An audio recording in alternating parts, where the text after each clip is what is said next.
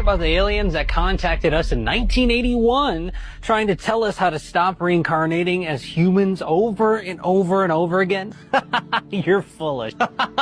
That's what I thought too, until I heard the full story. In 1981, Carla Rucker, who was a girl from Kentucky, began receiving telepathic contact from a group of entities calling themselves Ra. According to Rucker, these were the stick with me, the collective consciousness from a higher dimension of the planet Venus. They evolved 2.6 billion years ago into a higher dimension, and they came back to give us information and to tell us how to stop reincarnating and much more. Then over the next couple years, they kept this contact going, and there was three of them. There was Carla herself, there was Don, then there was also Jim wrote down everything. Don was the one asking questions. It was kind of written in a Q&A format, and because they were asking questions to this entity, but the entity was actually talking through Carla. And all of these conversations they actually put into a book series, actually I think 4 or 5 books, and it's called The Law of One. So what you're saying is she got possessed. I wouldn't say she was possessed, because she had a Bible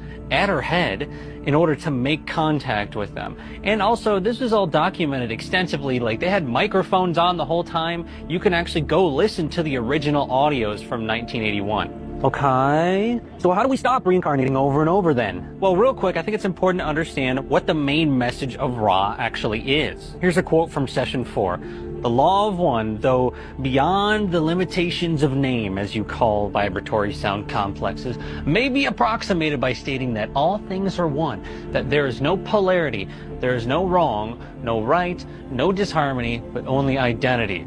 All is one, and that one is love light, or light/love, the infinite creator. So it's about everything being God. Kind of, but it's not a religious book at all.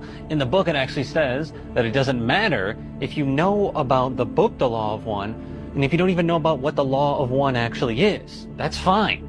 The only thing you need to do to move on is you need to love and be in service to others. Like get to heaven? Not in the traditional sense at all. In the Law of One philosophy, there are 7 major densities in our universe. Think of them as different thresholds that have been separated off, but they're just different vibrational pockets in which different bodies can exist. Another way to think about it is, think about the ocean. When you go down in the ocean, you need to have a specific body in order to go far enough down. And so what the Law of One is saying, and what Ra is saying, is that you need to have different bodies for each density. And again, there's 7 of them. 7 major ones, that is. So then reincarnation is kind of like just playing the game of different bodies with different experiences. So how does loving others get you to a higher density? Well, according to what they're telling us, it's actually just math.